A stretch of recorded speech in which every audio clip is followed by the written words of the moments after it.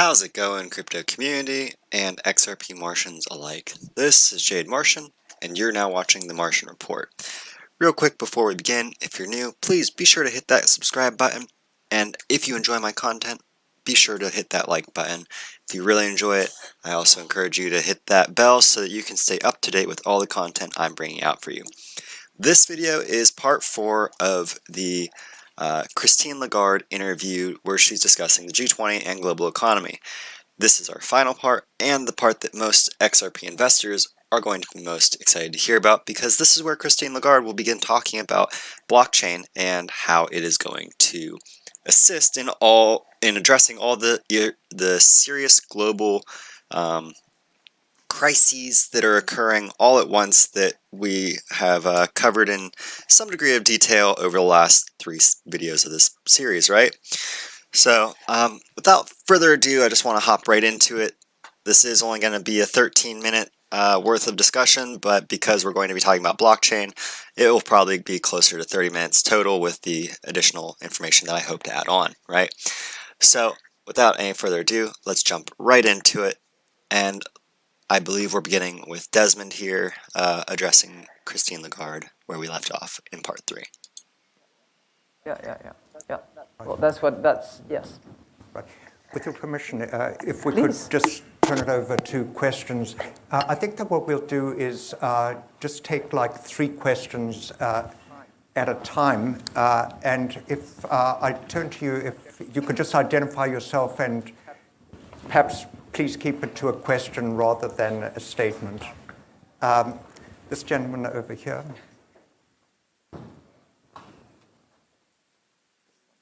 This one. Yeah.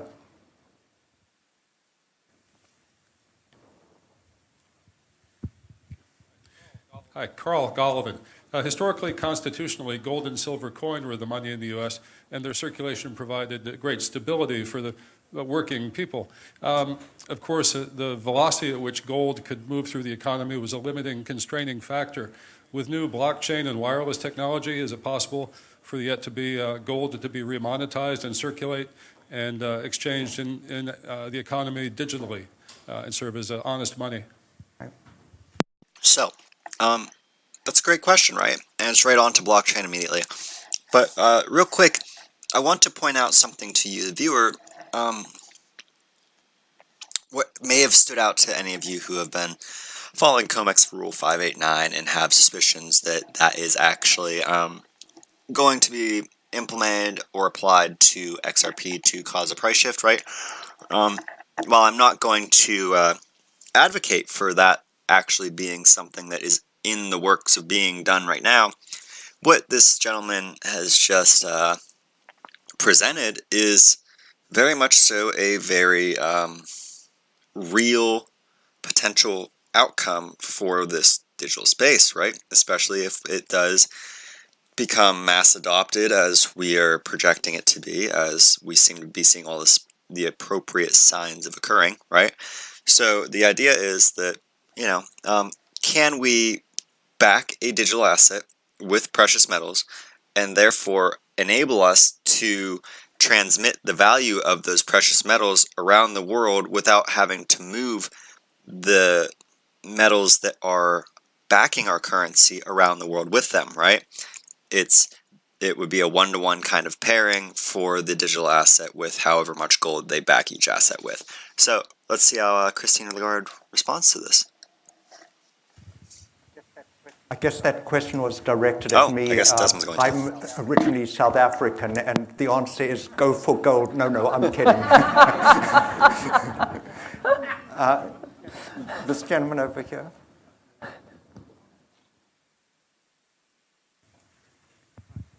Hi, thank you. Mark Tenney, Mathematical Finance Company. One of the issues with the protectionism by the U.S. is it's hard for us to sell insurance services to Africa because they don't have the risk regulatory framework. Mark Green talked here from USAID, and his people, Thomas Ward, said that American insurance companies can't sell into Africa because they don't have the risk regulation set up. So if Prudential wants to sell there, the state of New Jersey would have to do it. Paul Kupiak at AEI has agreed to set up a relationship with actuarial groups in the U.S. And some of the actuaries in South Africa were here a couple weeks ago, and they would like to be part of a project to set up a regulatory systems for countries in Africa near South Africa. Could you come to the question? So the question is, would you be willing to become part of this dialogue that Paul Kupiec at AEI is part of talking to actual groups in the U.S. and South Africa, with the IMF to develop a capacity to help set up regulatory risk systems for insurance in developing and emerging countries? Thank you. That gentleman up there. Robert Schroeder with International Investor. Madame Lagarde, is it possible that the multilateral community has relied too much on trade as the primary engine for developing countries to develop their economies, to the exclusion of other forms of development that perhaps should receive more attention? Thank you. I will just take one more. Barry Wood, RTHK in Hong Kong. Ms. Lagarde, you've attended most of the G20 meetings. It's their 9th year, I think. How should this forum be strengthened? We know its strengths, but are there shortcomings? For example, I see there are 50, 60 people in the room. Is that too many?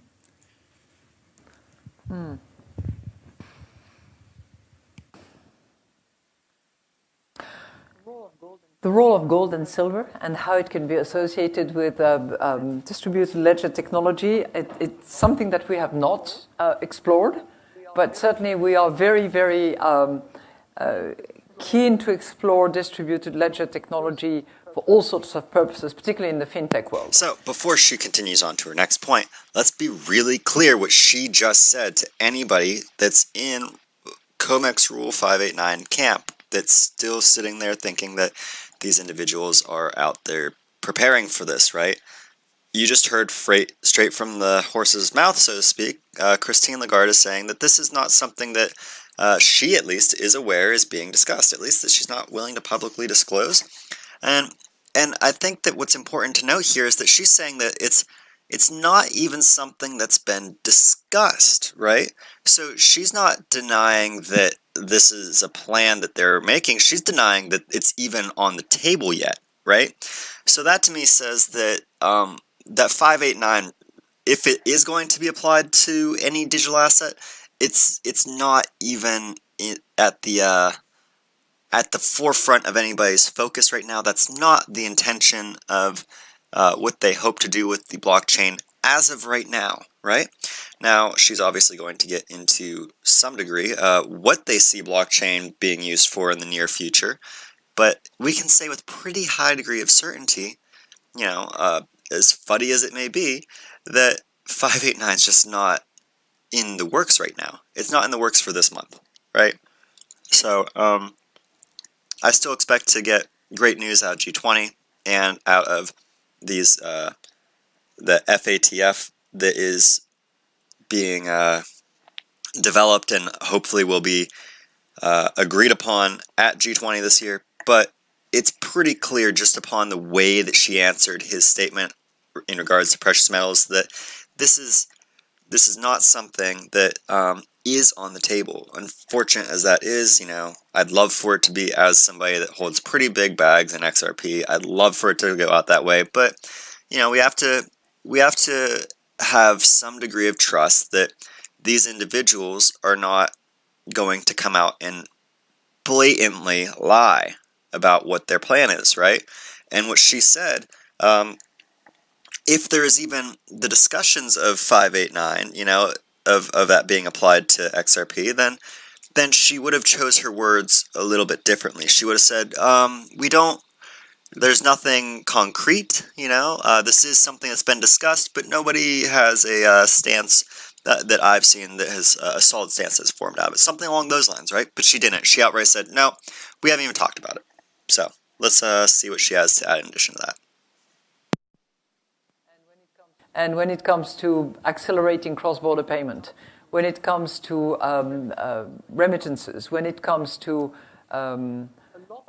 a lot of the transactions that are being conducted at significant cost and with great length of time, we believe that technology can be of great use. much more. I think there is much more interest in that technology now, separate and independent from the Bitcoins and the Ethereum and all the rest of them.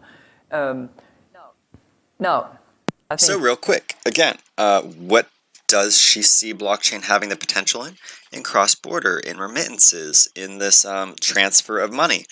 And what did she just emphasize to you as a crypto investor? That this is beyond the Bitcoin and Ethers and the rest of those. Why? Because Bitcoin, Ether, and the rest of those that she is referring to are not actually actively attempting to solve this problem, right? There's very few cryptocurrencies who are working with regulators and institutions to bring about this revolution. And as far as blockchains, digital assets go, to the best of my knowledge, your options are, your best options, your most widely adopted options right now are XRP, XLM, so Stellar, and arguably VetChain, simply because they have a fair few partnerships under their belt. And those are the three big names outside of Bitcoin, as far as and Ethereum has a fair few partnerships. But you have to keep in mind that, as Christine Lagarde pointed out, the things that they're focusing on are not.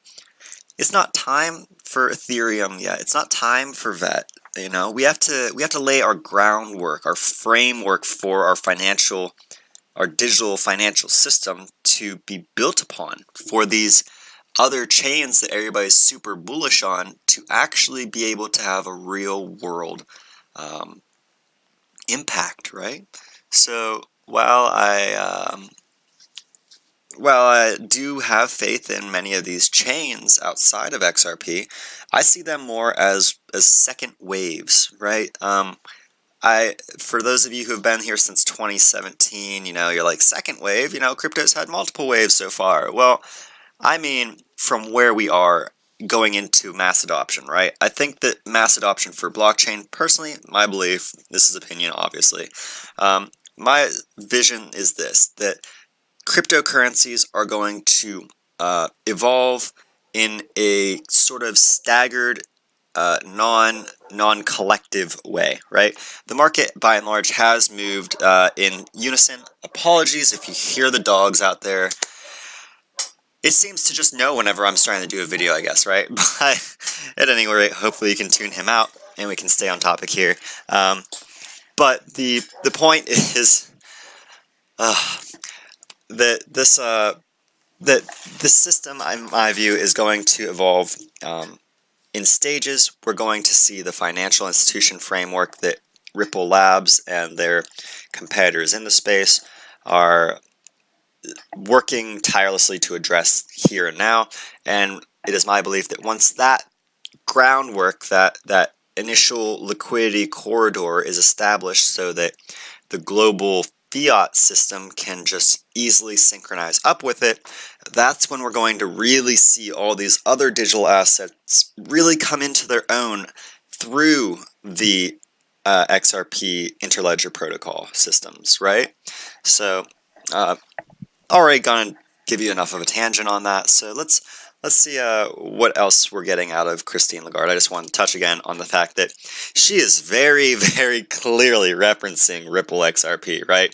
It is beyond clear to any of us who have been in this for quite a while that the way that she just worded that statement, that response, was in such a way as to paint the other top two coins as, not really that important. Without sticking Ripple into that group, she skips Ripple and just says all others. All these others. All these others that aren't addressing the things, the important key points that she pointed out, right? So, again, just clarification, making sure that everybody is up to snuff with the vague language. And again, the vague language that you just heard there is also why I said before that, COMEX Rule 589 is most likely not on the table, because these individuals, while they don't want to be outwardly truthful, they also want to ensure that they're not lying, right? It's very similar to how I engage with you on this channel, right? I have my deep-seated beliefs, and it's really hard for me to keep my bias in favor of Ripple XRP in check. But I try to do that to the best of my abilities so that you as a viewer know that you know the risks associated with the potential reward that you can have becoming involved with this project. And it is my intention to make sure that you can feel some degree of trust in what I'm conveying, that even though I'm presenting you opinions that I may not necessarily agree with, I'm doing so that you can make the choice for yourself as to which side you want to go with. Now, obviously, in many cases, I will paint things in favor of XRP, maybe a little bit too much so, but that is unfortunately something that I cannot guard against, and so that's why I frequently say that when I'm explaining something like this, that this is just my opinion, and that I'm not a investment, I'm not an expert for investment advice or anything like that, and I don't assume to be. I'm just sitting here sharing my research into my investment and trying to be as level-headed and rational about what we're experiencing and learning as possible. And so with that, let's hop right back into Christine. The IMF would actually argue that sort of going back to fixed exchange rate and the sort of guarantee of gold or silver, whatever, would actually reduce the flexibility and the sort of shock absorbing capacity that flexible exchange rate have demonstrated over the course of time and with a financial crisis as they went. But, all ideas have to be explored and considered, and I think we should be open to ideas, whatever they are. And real quick, just to add on, not nearly as long as I just did, but, that's Christine being diplomatic, right? She's saying, listen, these things don't seem to be in the woodwork or in the works as far as I'm aware, but even if they did, they have these negative drawbacks that, even though I'm not saying that, I'm saying that there's not this potential backing in the woodworks for some digital assets. At the end of the day, that backing could actually be detrimental to these assets and the opportunities that they are presenting us, right? So that's ultimately what she was getting at there with that last little closing statement to the gentleman requesting further insight into blockchain and digital asset and precious metals backing them, right?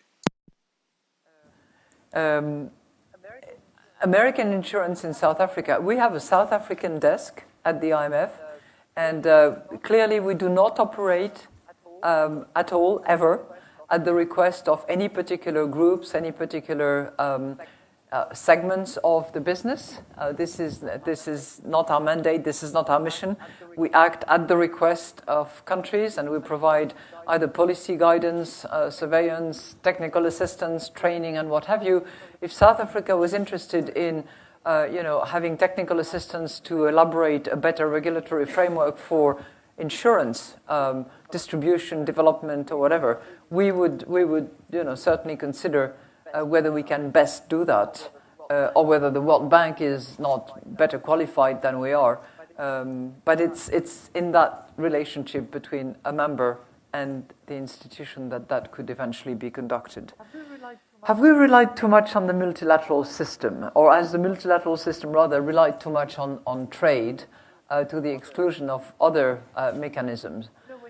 When you look back and when you see how much has been improved, thanks in particular, but not to the exclusion of others, to trade, I don't think that we should have too many regrets. Should it be to the exclusion of other channels of development? Absolutely not. I think that the summit that took place in Addis Ababa, for instance, was it now 4 years ago, when sub-Saharan African countries in particular decided to explore how they could develop, how they could reach the Sustainable Development Goals, and concluded to the fact that it was not going to be just about trade, it was not going to be just about aid, it was not going to be just about international institutions, but it was also going to be about their own economic development and their own domestic revenue mobilization and having control over their destiny. I think all tools have to be used, and not to the detriment of others, but I think trade will continue to play a significant role. And it's not actually randomly that all sub-Saharan African countries have now concluded a pan-African free trade agreement, which has just recently entered into effect because it was finally ratified by the required number of countries, and where clearly there is a big upside to be had amongst sub-Saharan African countries in order to develop their activities. When you look at the volume of trade regionally between sub-Saharan African countries relative to the volume of trade that they have on their raw materials and commodities with advanced economies, there's a huge upside to be had locally, as there would be a huge upside in developing and trading services in a less constricted and less constrained way. So, what is that less constricted, less constrained way that she is referring to? Obviously, the integration of blockchain technology so that these third world nations in Africa that are now coming together through these free trade agreements are going to be able to integrate to, or actively integrating into, for the purpose of providing, virtually frictionless cross-border exchanges between them, which will help their internal economies grow, flourish, and we will see many of these African nations, as a result, rising out of the despot poverty that, is so often sold to first world nations via charity organizations as, as poverty porn, as it's sometimes referred to, where they go to the worst places in these developing worlds and show off just how horrible it is to raise funds to go and assist them. Now, I won't say that the charities intentionally have a negative impact upon these economies, but overall, we've found that throughout the years, through my research at least, it has led me to the conclusion that these charitable events are, though good-meaning, not the best for those local economies. And the reason for that is because when you just give freely to a group as opposed to utilize the funds you generate to encourage market development within that nation, what happens is that the people of that nation develop a reliance upon that that charity, and that reliance then prevents that society, that group, that region, from developing the internal markets necessary to sustain themselves without third-party intervention, right? And so the idea is that instead of us giving them this money, just giving them all this stuff for them to survive, we need to instead give them the toolkit to, it's like the old saying, give a man a fish, he'll eat for a day. Teach a man to fish, and he'll eat for the rest of his life, or he'll feed a village. Whichever the variants of that proverbial saying you want to go with. There are a few, but the idea is simply that if you simply give a man food, it's only going to feed that man. But if you teach a man to cultivate food, he will not just feed himself, but he can feed others too. So it's the idea that how we spend our money towards charitable means is equally as important as spending money on charitable means, right? So ultimately, I think that's what Christine Lagarde was getting at with this rather tense question in regards to how to handle multilateral trade agreements and how these agreements have a positive or negative impact upon local and global economy, right? G20, are there too many people in the room? You're right. I have attended, I think, all G20 Leaders Summit ever since the crisis. And there were no G20 Leaders Summit before the crisis. So I think I've attended them all. And I would concur with many observers who will say that it's never as efficient as when there is a crisis. Because crises, bring about a sense of urgency, a sense of cohesion and need for cooperation that is, an unparalleled tool for achieving results. And again, let's be really clear about the reason she's saying this, right? Because the global financial crisis of 2008, 2009, maybe what she's referencing she might be speaking directly to, but she's referencing it in regards to the state of the current global affairs, which she and Desmond, her moderator, have discussed at length in the previous parts, right? So it's really important to keep in mind that while she is speaking about the past right now, she's speaking about the past to be able to relate directly to our present and the need for global unity, a global agreement upon a solution to the serious issues now facing our global economy, right? Same happened with the construction of the European Union. And Monnet would have said that. He would have said Europe will develop one crisis at a time and through crisis. So, too many people? I'll give you my personal view. It's not an IMF orthodox, proper view. It's my view. I think the problem of the G20 at leaders' levels is that because it goes from one presidency to the other, each new presidency feels committed and obliged vis-à-vis the previous presidencies to sort of take over the legacy and say, I don't know, Japan, for instance, was very focused and concerned about population, about aging, about demographics. Well, I bet you that, I don't know, but I bet you that Saudi Arabia, which is the next G20 presidency, will probably, as a courtesy to Japan and out of politeness and respect for Japan, will say, we will continue looking at demographics and aging, and probably they will be looking at it from the other perspective of this youth population that is coming to markets and that needs jobs, whereas Japan was looking at it from the other end of the life cycle. But each new presidency wants to have its own pet topic. So over the course of 10 years, you have at least 10 pet topics which have been carried over from one presidency to the other.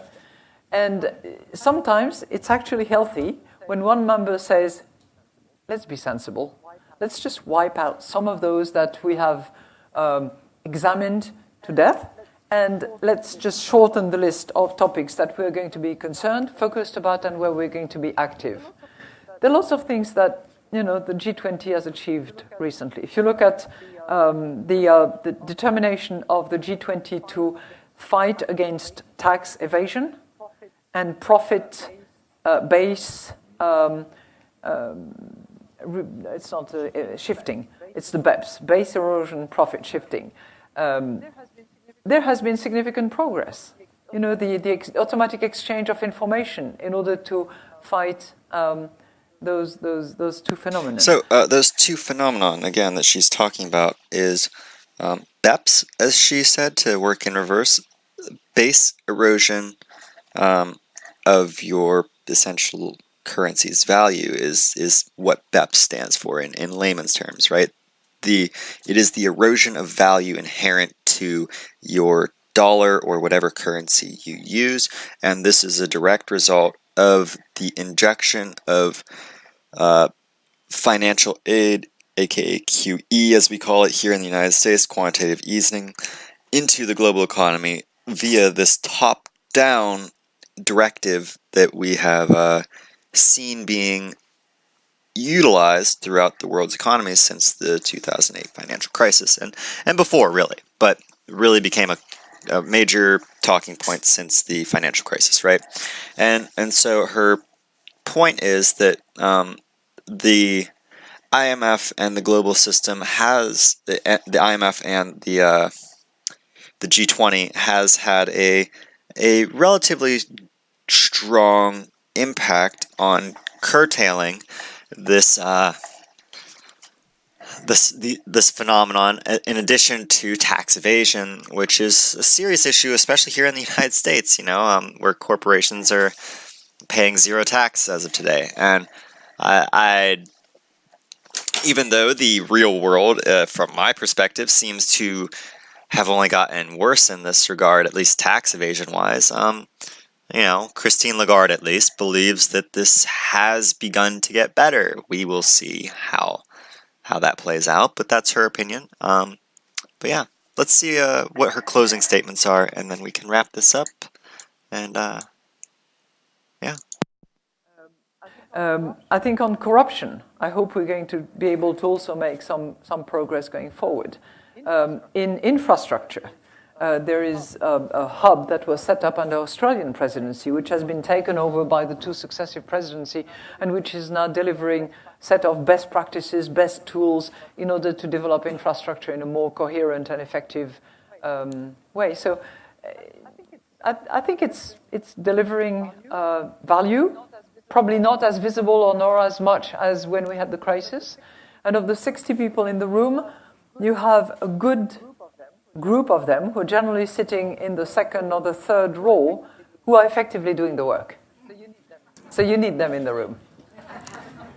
Thank you very much, Madam Lagarde. And that's ultimately her, the last is just Desmond giving his closing statements, nothing else really important from the last 40 so seconds.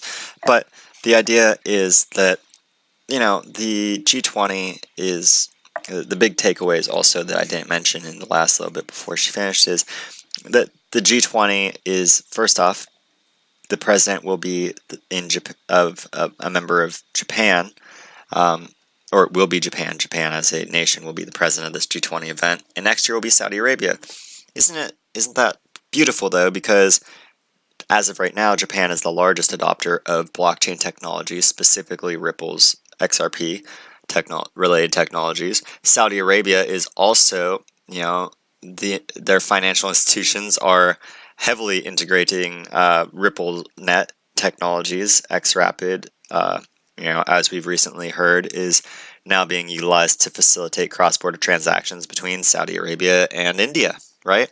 So it's really fascinating that not only is the current, this year's president of the G20 event pro-blockchain and pro-XRP, but next year's in Saudi Arabia, the president of that G20 event will also be pro-blockchain, pro-Ripple XRP. And as Christine Lagarde has said earlier, to reiterate, no other blockchain is really, the big two, the top two, they're not really doing anything in the realm of the interests of the financial institutions. Ripple is, and that's why she didn't name drop them in that group, and instead just said all these other cryptocurrencies, right?